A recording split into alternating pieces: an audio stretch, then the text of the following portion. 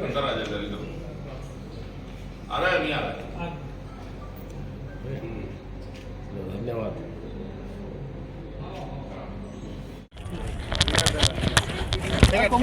जल्दी आ गया थोड़ा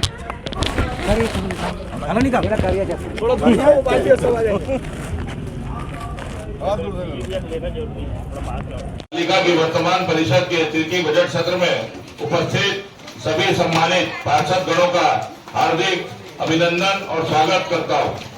यह सत्र नगर निगम भिलाई के वित्तीय योजनाओं का महत्वपूर्ण बजट है, जिसमें हमने समस्त नागरिकों के साथ मिलकर सेवा का अवसर प्राप्त किया है। मैं सभी नगर वासियों की ओर से नगर पालिका निगम भिलाई के सभी पार्षद अधिकारी कर्मचारियों और उन उद्यमियों का जिन्होंने शहर के विकास में प्रत्यक्ष या अप्रत्यक्ष योगदान दिया है, उनके प्रति आभार व्यक्त करता हूँ। हम चर्चा चाहते हैं। चर्चा के लिए मैं चाहता हूं कि 7 तारीख को 1 बजे और जो भी पार्षद अपना लिखित सुझाव या चर्चा करना चाहते हैं और लिखित सुझाव आयुक्त महोदय के पास लिखित सुझाव भी डाल सकते हैं सभी पार्षद। और मैं बोल रहा हूँ कि आप अभी चर्चा कराइए, आप डायरेक्ट 7 तारीख कर रहे हैं। नहीं, चर्चा के लिए समय मांगे 1 दिन 2 दिन जब जिसमें 7 तारीख को चर्चा के लिए शुरू कर रहा हूँ। जब करना करिए, लेकिन मेरा एक सुझाव है सदन से, जो भी प्रश्न अगर ये चाहते हैं सदन में आएंगे जरूर, लेकिन मेरा एक सुझाव है कि वो अगर जो आप समय निश्चित कर रहे हैं, जैसे 7 तारीख आपने बोला है, तो 6 तारीख तक अगर वो 11-12 लिखित में प्रश्न आ जाएंगे तो मेरा उसके लिए सुझाव इसलिए था सभापति जी कि सदन में अगर उचित जवाब चाहिए तो उसके लिए संबंधित विभाग के अधिकारी और प्रभारी इन दोनों की भी जिम्मेदारी तय करनी पड़ेगी। तो मेरा एक सुझाव है कि 6 तारीख तक के वो प्रश्न लिखित में आ जाएंगे तो उचित जवाब 7 तारीख को मिलेगा। लेटर देने वाली बात है, जो आवेदन वाली बात है, जो मंत्री जी से जो प्रश्नकाल लिया जाएगा, जो पूछा जाएगा, वो समझ में आता है। लेकिन अगर एजेंडे में अगर जोड़ना है हमको, वो जुड़ेगा, उसके लिए कौन सा आवेदन? नहीं, वो उसके लिए कोई जरूरत आवेदन नहीं देना है, जो भी आपको करना है उसका सुझाव देना है, उसको जोड़ना है, उसको आयुक्त महोदय पास लिखित में दे सकते हैं। भवन जिसे आने वाले समय में पूरा करने हम सभी मिलकर संकल्प लेते हैं और इस सत्र में अपने भवन की नींव रख पाएंगे जरूर, ऐसा मैं प्रस्तावित करता हूं। इस घोषणा के साथ ही आधारभूत संरचनाओं में हमारे शहर की और भी कुछ आवश्यकताएं शेष है, जिसे हमें मिलकर पूरा करना है। भिलाई नगर पालिका निगम हेतु आयुक्त निवास, महापौर निवास, A ग्रेड गेस्ट हाउस निर्माण किए जाने की मैं घोषणा करता हूँ। सम्मानित सदस्यों, हमारे शहर को पंडित नेहरू के सपनों का भिलाई के नाम से जाना जाता है। जब भिलाई इस्पात संयंत्र की नींव रखी गई और हमारे प्रथम प्रधानमंत्री जवाहरलाल नेहरू जी का भिलाई आगमन हुआ, तब उनका उद्बोधन सुपेला स्थित नेहरू भवन में हुआ। 2 बार उनका आना हुआ है। अध्यक्ष महोदय, मैं सदन आपके माध्यम सदन को जानकारी देना चाहता हूँ, और दोनों बार उसी जगह से नेहरू जी का उस समय जो प्रथम प्रधानमंत्री थे उनका कार्यक्रम हुआ। समय के साथ नेहरू भवन पुराना हो चुका है, जिसके संधारण एवं सौंदर्यीकरण की आवश्यकता को देखते हुए अपनी महापौर निधि से नेहरू भवन के संधारण नवीनीकरण किए जाने के भवन को भिलाई सहित भारत सरकार के पहले कार्यकाल एवं पंडित नेहरू की स्मृतियों को सुसज्जित किए जाने की मैं घोषणा करता हूं। अध्यक्ष महोदय, आयुक्त महोदय द्वारा प्रस्तुत अनुमानित बजट वर्ष 2024-25 में प्रारंभिक शेष राशि 132 करोड़ 93,49,000 थी एवं आय 593 करोड़ 21,01,000। इस प्रकार कुल 726 करोड़ 14,50,000 के विरुद्ध 654 करोड़ 52,29,000 का व्यय अनुमानित है एवं 71 करोड़ 22,21,000 बचत का अनुमान है। उपरोक्त प्रस्ताव पर महापौर परिषद एवं चर्चा उपरांत प्रारंभिक शेष राशि 132 करोड़ 93,49,000 एवं आय 585 करोड़ 48,44,000, इस प्रकार कुल 718 करोड़ 41,93,000 के विरुद्ध 620 करोड़ 51,03,000 का व्यय संशोधन एवं सुझाव के साथ 97 करोड़ 90,90,000 अंतिम शेष राशि का अनुमान है। अतः महापौर परिषद की बैठक दिनांक 26/2/2024 को पारित संकल्प के अनुसार नगर पालिक निगम भिलाई का बजट अंगीकार किए जाने हेतु सामान्य सभा के समक्ष मैं प्रस्तुत करता हूं। अध्यक्ष महोदय, मैंने महापौर के रूप में अपना तीसरा बजट इस सभा के पटल पर रखा है। ये बताते हुए मुझे हर्ष हो रहा है कि सभी वर्गों को ध्यान में रखकर बनाए गए इस जनहितैषी बजट में किसी भी तरह के कर बढ़ाने या नए कर लागू नहीं किए गए।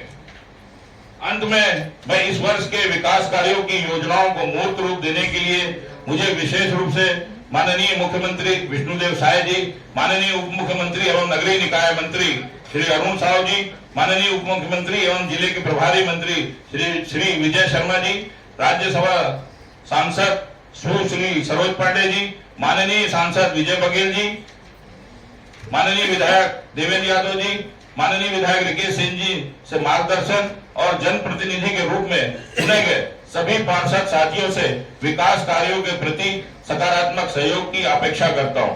इसी के साथ ही सम्मानित आयुक्त महोदय, समस्त अधिकारी कर्मचारी एवं मीडिया के समस्त पत्रकार साथियों के प्रति मैं आभार व्यक्त करता हूं। आप सभी का धन्यवाद। जय भारत, जय छत्तीसगढ़, जय भाई। लाल के सपने दिखाने जैसा है और महापौर जी लाए हैं। चूंकि भारतीय जनता पार्टी के 24 पार्षद हैं, 24 पार्षद के जो बजट के अंदर में लेना था, करना था, पूरी चीजों को कंप्लीट नहीं कर पाए हैं और इस बजट में सब लोगों को जोड़ा जाए, पहली बात। सेकंड बात कि अभी तक ऐसा होता आया है कि पार्षद अपनी बातें नहीं रख पाते क्योंकि आम जनता पब्लिक पार्षद को अपना सब कुछ मानती है और उनको अपने सामने अपनी समस्याओं को और वहां के विकास की बातों को रख पाती है और रखती आई है।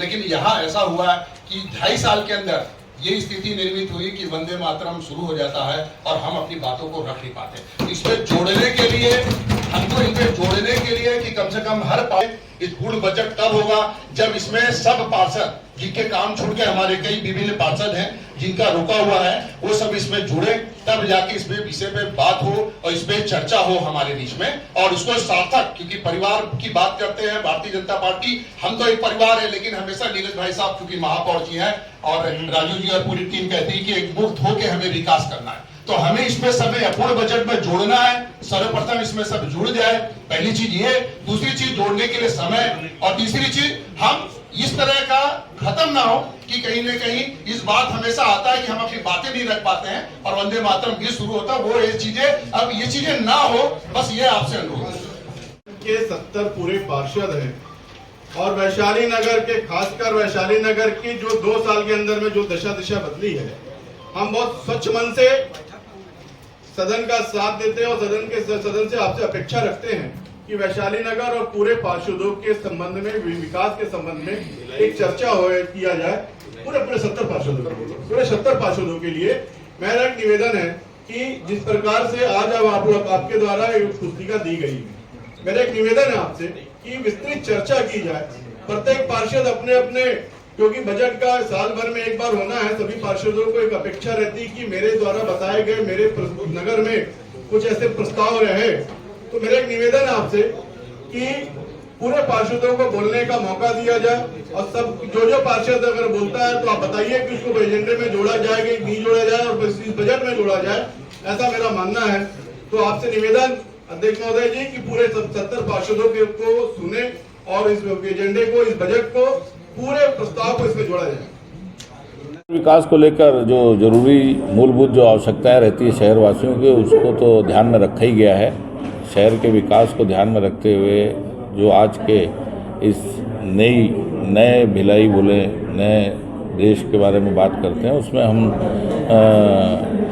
बहुत सारी ऐसी चीज़ों को हमने इस बार लिया है, जैसे भिलाई सिटी ऐप। उस सिटी ऐप के माध्यम से जितनी नगर निगम में सेवाएं हम दे रहे हैं, उन सभी सेवाओं को घर बैठे ही शहरवासी उस ऐप से जुड़कर उन सेवाओं का लाभ ले सकते हैं। चाहे वो उनको सफाई की शिकायत हो, पानी की शिकायत हो, या अपना टैक्स पटाने की बात हो, या कोई प्रमाण पत्र की बात हो।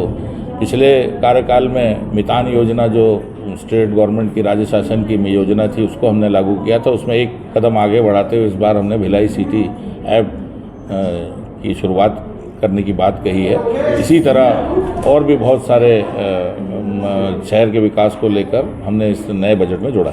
विदेश में रहने वाले भिलाई के जो नागरिक हैं वो एक फंड आपने जारी किया, उसके बारे में बताइए। देखिए, मैं उस NRI फंड की बात जो मैंने आज बजट में की है उसमें मैं आपको बताना चाहता हूँ कि इसी भिलाई में हमने जन्म लिया है और मेरे साथ चाहे वो नर्सरी उस ज़माने में नहीं होती थी, पहली क्लास से लेकर ग्रेजुएशन तक मेरे साथ मेरे बहुत सारे साथी हैं जो विदेशों में आज बहुत अच्छी जगहों पे, बड़ी जगहों पे हैं, आर्थिक रूप से बहुत सक्षम हैं। और जब वो भिलाई के बारे में मुझसे बात करते हैं तो बहुत भावुक होते हैं। और वो जब उनको पता चला कि मुझे अवसर मिला है इस भिलाई का महापौर की जिम्मेदारी का, तो उन्होंने अपनी तरफ से मुझसे बात की। पिछले 1.5-2 सालों से वो लगातार मेरे संपर्क में है और उनका ये बोलना था कि अगर हमको अपनी भिलाई के लिए कुछ करने का अवसर मिलेगा तो हम उसमें सहभागिता, अपना योगदान देना चाहते हैं। तो मुझे ऐसा लगा कि क्योंकि हम लोगों को विकास को लेकर कई काम ऐसे होते हैं जो शासन से भी हमको राशि उपलब्ध नहीं हो पाती है और हमारी अपनी जो आर्थिक व्यवस्था वो भी नहीं होती। तो मैंने उनसे चर्चा की थी, उसमें 4 लोगों ने तो लिखित में मुझे पत्र भी दे दिया है कि हम अपनी तरफ से जो सहयोग आप मांगोगे हम करेंगे। तो 4 लोगों का तो मेरे पास कंफर्मेशन भी है, तभी मैंने इस फंड की बात की है। अगर ये फंड हम बना पाते हैं, निश्चित रूप से आने वाले समय में हम लोग कुछ काम कर पाएंगे।